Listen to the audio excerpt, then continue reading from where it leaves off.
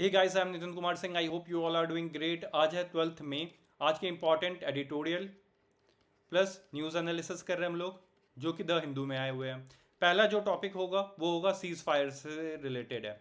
Cease fire होता क्या है, अगर इसका वायलेशन होता है तो उससे रिलेटेड क्या लीगल एक्शंस लिए जा सकते हैं, उन सब से रिलेटेड है। सेकंड टॉपिक रहेगा हम लोगों का कि ADHD, attention deficit hyper disorder, इससे रिलेटेड काफ़ी अच्छी रिसर्च आई है। ये होता क्या है, डिटेल मैनर्ड में हम लोग इसे समझेंगे। थर्ड टॉपिक रहेगा हमारा जो एनजीओज है, इनको जो फॉरेन फंड्स मिलते हैं 4 ईयर के अंदर इन्हें ख़त्म करना होगा। गवर्नमेंट के रूल्स आए हैं और भी बहुत सारे इसमें बातें करेंगे हम लोग। आइए स्टार्ट करते हैं। ये आर्टिकल बेसिकली बता रहा है कि सीज फायर हाल ही में इंडिया पाकिस्तान के बीच में डिक्लेयर हुआ है। अब ये सीज फायर होता क्या है, ठीक है, इससे रिलेटेड ये पूरा आर्टिकल है। तो इंडिया पाकिस्तान फाइनली एग्री करते हैं कि म्यूचुअल सीज फायर डिक्लेयर करते हैं। म्यूचुअल मतलब कि दोनों कंट्रीज मान जाती है सीज फायर के लिए कि हम लोग अभी एक दूसरे के ऊपर कोई भी ड्रोन अटैक मिसाइल अटैक नहीं होगा। ये एग्रीमेंट एक फ़ोन कॉल पे किया जाता है। Director general of military operation दोनों साइड से जो हायर ऑफिशियल्स होते हैं ये लोग बात करते हैं। और बेसिकली ये जो सीज फायर है ये ट्रम्प कराते हैं, ठीक है। और सबसे एपिक चीज़ है, जैसे ये सीज फायर डिक्लेयर होने वाला होता है इससे 1 घंटे पहले पाकिस्तान को आईएमएफ से पाकिस्तान को आईएमएफ से वन नहीं $2.4 बिलियन मिलने वाला होता है, डिक्लेयर होता है, जिसमें से $1 बिलियन उसे हाल ही में मिल जाएगा, ठीक है। बदले में बोला जा रहा है कि इंडिया को मिलेगा ट्रेड डील, किसके साथ, यूएस के साथ। तो दोनों को एक ऑफर किया ट्रंप ने, दोनों मान गए और ये सीज फायर के लिए दोनों मान जाते हैं, ऐसा माना जा रहा है, ठीक है। तो ये जो सीज फायर है इसके 2 घंटे के बाद, 2 से 3 घंटे के बाद ही क्या होता है, पाकिस्तान इंडिया बॉर्डर पे फिर से अटैक करता है ड्रोन से, मिसाइल से। तो जो सीज फायर का वायलेशन है ये पाकिस्तान कर देता है। इसके कारण क्या इनके ऊपर कोई लीगल एक्शन ले सकता है हम लोग। तो इससे रिलेटेड ये पूरा आर्टिकल है कि सीज फायर क्या होता है, अगर सीज फायर का वायलेशन हो तो क्या किया जा सकता है, उनसे डील करता है। अब समझते हैं कि ये सीज फायर होता क्या है। देखिए, सीज फायर एक एग्रीमेंट है कि टेम्परेरी बेसिस पे सस्पेंड किया जाता है कोई भी मिलिट्री एक्टिविटीज़ के रिलेटेड। दोनों बाउंड्री के पास कोई भी मिलिट्री एक्टिविटीज़ नहीं होगी, ड्रोन अटैक, मिसाइल अटैक्स, ये सब नहीं होगा। एक स्पेसिफिक एरिया होता है, जैसे कि इंडिया पाकिस्तान का बॉर्डर हो गया, एरिया आ गया हमारा। एक टाइम फ्रेम होता है कि इस टाइम फ्रेम के बाद से सीज फायर लागू हो जाता है इन एरियाज में, ठीक है। बट जो ये सीज फायर है इसका बिल्कुल भी ये मतलब नहीं है कि वॉर खत्म हो गया है, या फिर जो कॉन्फ्लिक्ट चल रहा है इंडिया पाकिस्तान के बीच में या फिर कोई भी कंट्री के बीच में ये खत्म हो गया है। ये टेम्परेरी एक हॉल्ट है, इसमें ब्रेक दिया गया है थोड़ी देर के लिए। सिडनी डी ये डिफाइन करते हैं जो ये सीज फायर होता है, ये सस्पेंशन होता है वायलेंस का, मतलब कुछ देर के लिए ये जो कॉन्फ्लिक्ट है इसे रोक दिया जाता है। और ज़्यादातर इसमें यह देखा जाता है कि थर्ड पार्टी इन्वॉल्व होती है इस सीज फायर डील में। यहाँ पे कौन है, ट्रम्प। इस डील को कौन कराया है, ट्रम्प कराया है, ठीक है। और सीज फायर रिटर्न बेसिस पे भी हो सकता है और ओरल एग्रीमेंट भी हो सकता है। इंडिया पाकिस्तान के बीच में क्या हुआ है, ओरल एग्रीमेंट हुआ है कि ये सीज फायर हम लोग लागू करते हैं।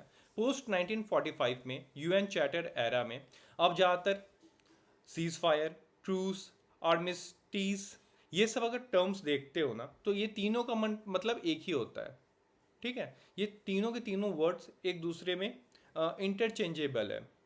तो कंफ्यूज मत होना जब आप ये तीनों वर्ड्स देखते हो, ट्रूस हो गया, आर्मिस्टीज हो गया और सीज फायर हो गया, तीनों का मतलब एक ही होता है। तो ये बेसिक था। अब समझते हैं कि अब ये सीज फायर एग्रीमेंट में होता क्या क्या है। व्हेन इट स्टार्ट मतलब सीज फायर कब से लागू होगा, कि कब से इसे जो वायलेंस चल रहा है, कॉन्फ्लिक्ट चल रहा है बॉर्डर पे, कौन से डेट से, कौन से टाइम से इसे लागू किया जाएगा, ये मेंशन किया जाता है। कौन कौन से एक्शंस नहीं अलाउड है, ठीक है, नॉट अलाउड, जैसे कि शूटिंग, बॉम्बिंग और नॉन मिलिट्री एक्शंस भी इसमें इंक्लूडेड होते हैं। मतलब कि कोई हेट में मैसेज करना या फिर थ्रेड करना, जैसे कि पाकिस्तान क्या कर रहा है, बार बार न्यूक्लियर मिसाइल का धमकी दे रहा है इंडिया को, ठीक है। तो इस तरीके की चीज़ें इसमें इन्वॉल्व नहीं होती है। और इसमें क्या किया जाता है कि एक बफर जोन क्रिएट किया जाता है कि दोनों साइड एक दूसरे से एक सेफ एरिया में रहें। और एक बफर जोन होता है कि एक्सीडेंटली कोई अटैक ना हो जाए एक दूसरे के ऊपर, इसलिए भी ये बफर जोन क्रिएट किया जाता है। अब ये मॉनिटर कौन करेगा, चेक कौन करेगा कि दोनों कंट्रीज ये सीज फायर को एकदम प्रॉपर मैनर में लगा रहा है, लागू कर रहा है या फिर अपना रहा है। तो इंटरनेशनल बॉडीज़ हो सकती है, जैसे यूएन की बॉडी हो गई, या फिर जॉइंट टीम हो सकती है, जैसे इंडिया पाकिस्तान की एक टीम बनाई जाए, एक टीम में दोनों इंडिया पाकिस्तान के मेंबर्स हो गए और वो चेक करेंगे कि ये दोनों कंट्रीज़ इसको, इस एग्रीमेंट को फॉलो कर रहे हैं कि नहीं। इसमें और भी चीज़ें इंक्लूड की जा सकती है, जैसे कि जो प्रिजनर्स हैं उनका एक्सचेंज होना, मतलब कि कुछ पाकिस्तान के प्रिजनर्स हमने कैप्चर किया है और इंडिया ने, और पाकिस्तान ने इंडिया के, तो हम लोग इस सीज़ फायर के दौरान एक दूसरे को एक्सचेंज करते हैं। कुछ रिफ्यूजीज़ होते हैं जो अपने घरों से भाग जाते हैं, जो बॉर्डर एरिया है वहाँ से कुछ लोग भाग कर किसी और स्टेट चले गए हो, तो उनको वापस उनके घर पे भेजा जा सकता है इस दौरान। ठीक है। और कई बार रसिया के ऊपर आरोप लगता है कि यूक्रेन पे जो हाल है आज के डेट में, उस कंट्री का जो हाल है, उसके लिए वो कुछ कंपनसेट करे, मतलब कुछ पेमेंट दे, कुछ पैसा दे, कि जो उनकी आर्थिक स्थिति हो या फिर जो डिस्ट्रक्शन इन्होंने मचाया है उससे रिकवर करने में ये हेल्प कर सके। तो आप इसमें कंपनसेशन भी इंक्लूडेड होता है, और ये पूरा पूरा जो कंट्री है उसके विल पे डिपेंडेंट है। अब सपोज करो सीज फायर का वायलेशन हो जाता है, उल्लंघन हो जाता है, तब क्या होगा? देखो, ये ओरल और रिटर्न फॉर्म में होता है और कोई भी लीगल बाइंडिंग नहीं होता। ठीक है, कि आपने ये वायलेशन किया, अब आपके ऊपर पनिशमेंट लगेगा, ट्रम्प आ गया या फिर यूएन की कोई बॉडी आई है आपके ऊपर एक्शन लेगी, ऐसा कुछ नहीं होता। ठीक है, इसका मतलब अगर सामने वाला नहीं फॉलो कर रहा है तो क्या होता है कि देखो, अब पाकिस्तान ने सीज फायर का वायलेशन किया तो इंडिया उसके खिलाफ एक्शन ले सकता है। ठीक है, तो हम भी जो भी ड्रोन मिसाइल्स अटैक करना है उनके ऊपर हम लोग कर सकते हैं। अब एक हेग रेगुलेशन है। हेग रेगुलेशन आया था 1907 में। इसमें बेसिकली ये बताया गया था कि वॉर के दौरान कुछ रूल्स होने चाहिए, कुछ रूल्स को फॉलो करना चाहिए। जैसे की पॉइंट्स बताया गया था कि देखो, सिविलियंस को प्रोटेक्ट करना है। सिविलियंस को प्रोटेक्ट मतलब कि लड़ाई के दौरान सिविलियंस को इंक्लूड नहीं करना है, इन्वॉल्व।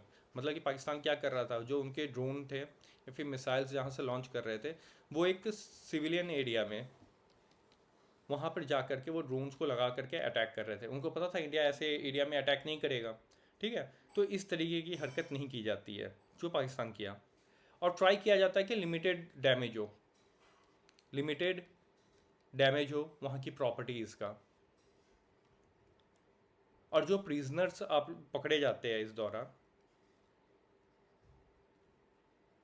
उन लोगों को एक अच्छी ट्रीटमेंट मिले। ठीक है, अच्छी ट्रीटमेंट का मतलब है कि उनसे मतलब कि उनके ऊपर उनको अच्छे से ट्रीट किया जा सके। ठीक है, ये कहना है। और जो ये सीज फायर है, जब ये लागू होता है इस दौरान ये दोनों कंट्रीज़ को कौन कौन से नॉर्म्स को फॉलो करना है, जैसे कि हमने इससे पहले डिस्कस किया कि सीज फायर के दौरान क्या क्या स्टेप्स लेने चाहिए दोनों कंट्रीज़ को। इसमें आर्टिकल 36 और 40 मेन फोकस करता है सीज फायर पे। इसमें ये बताया जाता है कि जो सीज फायर है, सपोज करो जो दोनों साइड है, जो आर्टिकल 36 है वो ये बताता है जो दोनों साइड है ये एक दूसरे पर कभी भी अटैक कर सकते हैं, बट उनको पहले एक वार्निंग देना होगा। क्यों? क्योंकि सीज फायर में कहीं पर भी ये मेंशन नहीं होता कि कौन से टाइम फ्रेम या फिर कितने ड्यूरेशन तक ये सीज फायर लागू रहेगा।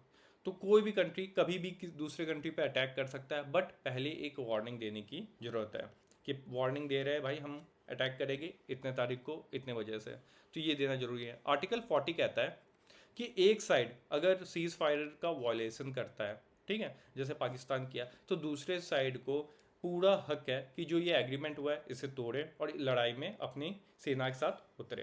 तो ये पूरा पूरा आर्टिकल था। आपने समझा कि सीज फायर क्या होता है, सीज फायर में कौन कौन से नॉर्म्स या रूल्स होते हैं, और सीज फायर जब वायलेट होता है तो उस दौरान क्या क्या होता है, वो सारा डिटेल हमने आज समझा। ये आर्टिकल बेसिकली डील कर रहा है ADHD, attention deficit hyper active disorder. ये होता क्या है इसको समझे कि बेसिक समझ लेते हैं, तब ये आर्टिकल आपको ज़्यादा अच्छे से समझ में आएगा। Attention deficit hyper active disorder ये एक न्यूरो डेवलपमेंटल डिसऑर्डर है। ये ज़्यादातर आपको बचपन में देखने के लिए मिलता है, ज़्यादातर 6 to 12 ईयर्स के बच्चों में ये देखने के लिए मिलता है, और ये कंटिन्यूस रहता है आपके अडल्टहुड तक। ठीक है, की फीचर्स क्या है, जैसे कि आप कैसे बता सकते हो कि इसको ADHD है कि नहीं। आप वो लोग इजीली डिस्ट्रैक्ट हो जाते हैं, ठीक है। आप उनको कुछ कह के जाओ कि ये चीज़ मत करना, या फिर शांति से एक जगह बैठो, वो बैठेगा नहीं, इजीली डिस्ट्रैक्ट हो जाते हैं, ठीक।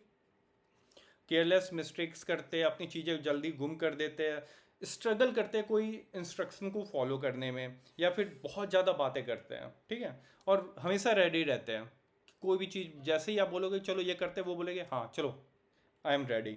तो इस तरीके का इनका बिहेवियर होता है। ज़्यादातर ये लड़कों में देखने के लिए मिलता है कंपेयर किया जाए गर्ल्स, ठीक है। अब इसके पीछे का कारण क्या है, कॉज क्या है कि ये चीज़ें आपको देखने के लिए मिलती है। देखो, आज तक प्रॉपर रिसर्च नहीं हुआ है। रिसर्च मतलब आज तक ये नहीं पता लगाया लगाया गया है कि ये क्यों होता है किसी भी बच्चे के अंदर, ये अटेंशन डेफिसिट हाइपर डिसऑर्डर क्यों उन बच्चों में देखने के लिए मिलता है। बट बेसिक सा एक स्टडी है, ये बोलते हैं कि देखो, एक तो जेनेटिकली हो सकता है, पेरेंट्स से आया होगा, या फिर ब्रेन डेवलपमेंट रिलेटेड हो सकता है, या फिर जिस एनवायरनमेंट में वो रह रहा है उसका भी इम्पैक्ट उसके ऊपर पड़ सकता है। तो ये चीज़ें उसके अंदर देखने के लिए मिलती है। अब बात करते हैं इस आर्टिकल के बारे में। तो एक स्टडी कंडक्ट कराया गया है अटेंशन डेफिसिट हाइपर डिसऑर्डर के ऊपर। इन्होंने ये बताया जिनके अंदर ये सिम्टम्स देखने के लिए मिलता है, जैसे मैंने अभी बताया ना, इजिली डिस्ट्रैक्ट हो रहा है, केयरलेस मिस्टेक्स वो लोग जल्दी कर देते हैं, इंस्ट्रक्शन को फॉलो नहीं कर पाते हैं। तो ज़्यादा सिम्टम्स जिनके अंदर होगा, आने वाले चांसेस है कि वो लोग टोबैको का या फिर स्मोक ज़्यादा करेंगे, ठीक है। ये चांसेस बढ़ जाता है। ये जो रिसर्च है ये पब्लिश किया है जमा नेटवर्क ओपन ने। इन्होंने 13,000 अमेरिकन टीनेजर्स पे ये स्टडी किया जिनका एज 12 से 17 साल के बीच में था। 9 सालों तक ये स्टडी किया। इन्होंने ये पता लगाया कि ये जो सिम्टम्स मैंने आपको बताया, 3 से ज़्यादा ये सिम्टम्स किसी बच्चे में देखने को मिल रहा है, तो 60% जो चांसेस है वो बहुत ज़्यादा हाई है कि आने वाले टाइम पे वो स्मोकिंग करेगा या फिर टोबैको का कंज्यूम करेगा आने वाले टाइम में। और क्यों वो लोग टोबैको या फिर स्मोकिंग या फिर आप वैपिंग भी सुने होंगे, इलेक्ट्रॉनिक सिगरेट का यूज़ करते हैं, इसके पीछे का रीज़न क्या है। देखो, टोबैको में होता है निकोटीन, ये इन लोगों को हेल्प करता है फोकस रहने में, ठीक है। भले ही शॉर्ट टाइम के लिए ही होता है, बट उस टाइम के लिए ये लोग फोकस्ड रहते हैं, इसलिए वो लोग कंज्यूम करते हैं। जब ये साइकोलॉजिकल स्टडीज़ या फिर मेडिकल स्टडीज़ ज़्यादा उतना, मतलब 90s 80s के टाइम पे उतना हुआ नहीं था इसमें स्टडीज़, तो उस समय तक ये माना जाता था कि स्मोकिंग या फिर वैपिंग ये लोग कर रहे हैं, ये इनके लिए सही है, ये सेफ ऑल्टरनेटिव है, इनको ज़्यादातर फोकस रहने में, अपनी लाइफस्टाइल को मेंटेन करने में ये नॉर्मल चीज़ है। बट जैसे जैसे स्टडीज़ सामने आई, और ऑब्वियस सी बात है आज की डेट में सबको पता है स्मोकिंग हेल्थ के लिए बहुत बड़ी प्रॉब्लम है, ठीक है। तो एक और स्टडी बताती है कि जो निकोटीन कंज्यूम करते हैं आने वाले टाइम में उनको मेंटल हेल्थ रिलेटेड बहुत सारे प्रॉब्लम्स फेस करने के लिए मिलता है, जैसे कि एंग्जाइटी, डिप्रेशन, ठीक है। ये पूरा आर्टिकल था, ठीक है। आपने समझ गए होगे attention deficit hyper active disorder होता क्या है। ये न्यूज़ आर्टिकल बेसिकली डील कर रहा है कि हाल ही में होम मिनिस्ट्री द्वारा एक नोटिस जारी किया गया है, उसमें यह बताया गया कि जो फॉरेन फंड्स मिलते हैं, एनजीओ हो गया या फिर कोई ऑर्गेनाइजेशन हो गया या फिर किसी इंडिविजुअल को ये फंड मिला, तो उस पर्सन को ये फंड 4 साल के अंदर यूटिलाइज करना होगा। अगर नहीं यूज़ किया तो गवर्नमेंट उस पर रोक लगा देगी उस फंड पे। मतलब क्या, 4 साल बाद भी अगर वो फंड आपके अकाउंट में है तो गवर्नमेंट उसे फ्रीज कर देगी। ये पावर आती है गवर्नमेंट के पास FCRA के अंतर्गत आती है, फॉरेन कंट्रीब्यूशन रेगुलेशन एक्ट 2010। इसकी स्टोरी शुरू होती है, ये फर्स्ट टाइम इंट्रोड्यूस हुआ था इंडिया में 1976 का टाइम में। इस समय देश में थी इमरजेंसी, ठीक है। तो गवर्नमेंट को डर था उस समय के कि कोई फॉरेन कंट्रीब्यूशन या फिर कोई डोनेशन के कारण इंडिया में जो सिचुएशन वो और ख़राब ना हो जाए, तब ये लेके आया गया। फिर फर्स्ट टाइम से अमेंड किया गया 2010 में। जो मेजर चेंजेस की गई है वो आपका अमेंडमेंट हुआ 2020 में, जिसके बारे में हम लोग बात करेंगे। इसमें बताया गया कि जो एक्सेप्टेंस होता है या फिर यूटिलाइजेशन होता है फंड का, वो कैसे किया जाएगा। पहला पॉइंट तो ये बोला गया, जो पहले से चली आ रही है 1976 से, उसमें यह बताया गया था कि कोई भी जज या फिर कोई एडिटर हो, किसी न्यूज़पेपर या फिर मैगजीन का कोई एडिटर है, ये लोग या फिर कोई कार्टूनिस्ट है, या फिर पॉलिटिकल पार्टीज हो गई, या फिर कोई कैंडिडेट भी हो सकता है ना, इलेक्शन में जो कैंडिडेट खड़ा हो रहा है वो पर्सन हो गया। ये सब लोग फंड नहीं ले सकते, ये फॉरेन फंड्स ये लोग नहीं ले सकते हैं, इनको प्रोहिबिट कर दिया गया इस फंड से लेने से। 2020 में अमेंड किया जाता है, इसमें भी कुछ चेंजेस लाई जाती है 2020 में। इसमें एक और पर्सन को ऐड कर देते हैं, पब्लिक सर्वेंट। ये लोग भी एनजीओ से फंड नहीं ले सकते, जो ये फॉरेन फंड्स आते हैं ये लोग इसे रिसीव नहीं कर सकते हैं। सेकंड चेंज आया, जो मैंने अभी बताया ना, ये एनजीओ या ऑर्गेनाइजेशन हो गया या कोई इंडिविजुअल है, ठीक है, इनको अगर फंड चाहिए, ये फॉरेन फंड्स चाहिए, तो इनको एक लाइसेंस चाहिए होगा, FCRA लाइसेंस, ठीक है। जिन लोगों के पास ये लाइसेंस होगा उन्हीं को ये फंड मिलेगा, और ये लाइसेंस सिर्फ और सिर्फ 3 साल के लिए ही होता है वैलिड, ठीक है, सिर्फ 3 साल के लिए ये वैलिड रहेगा। सॉरी, ये दूसरा पॉइंट था। थर्ड पॉइंट था कि जो भी एनजीओ है या फिर कोई भी ऑर्गेनाइजेशन या फिर इंडिविजुअल, उसके जो की या फिर मैनेजर पोस्ट पे जो भी होगा, जो पूरा कंट्रोल कर रहा है, प्लस उसके पास जो एम्प्लॉयज़ हैं, उन सब के आधार कार्ड गवर्नमेंट को सबमिट करना होगा इनको, ठीक है। ये लाया गया चेंजेस 2020 में। फिर बोला गया कि फोर्थ पॉइंट, कि पहले क्या होता था, आप कहीं पर भी इंडिया के भी किसी भी देश में, सॉरी किसी भी स्टेट में हो, वहाँ पे आप अपना ब्रांच ओपन करा सकते थे बैंक अकाउंट का, और उसमें फ़ंड ले सकते थे। बट 2020 में चेंज आया इसमें बोला गया कि आपको SBI का अकाउंट खुलवाना है, और वो भी कहाँ पे, पार्लियामेंट स्ट्रीट ब्रांच। इस पर्टिकुलर ब्रांच में ही अगर आपका अकाउंट खुलेगा तभी ये फंड मिलेगा। फिर फिफ्थ पॉइंट ये बोला गया, पहले क्या होता था कि अगर 100 रुपये फंड में आ रहा है, तो इसमें से 50 रुपये जो भी एनजीओ होता था वो अपने एडमिनिस्ट्रेटिव वर्क हो गया या फिर सैलरीज रिलेटेड चीज़ों में खर्च कर सकता था, और बाकी के जो 50 रुपीज़ थे वो बाकी वो जो चाहे, जो सपोज करो कोई एनजीओ है जो गरीबों को कपड़ा बांटता है, तो ये 50 रुपये वहाँ पे कंट्रीब्यूट कर सकता था। बट 2020 में चेंज आता है, इसमें बोला गया कि भाई आपको इतने पैसे की ज़रूरत नहीं है, एनजीओ 50 से इसे 20% पे ला दिया गया। पहले कितना था, 50%, इसको डिक्रीज़ करके 20% ला दिया गया कि इतने फंड में आप लोगों को सैलरी दो, अपने ऑफिस का मेंटेनेंस वर्क हो या फिर कोई भी एडमिनिस्ट्रेटिव वर्क है वो इतने ही फंड में आपको करना होगा। अभी मैंने जैसे बताया कि लाइसेंस मिलेगा आपको FCRA,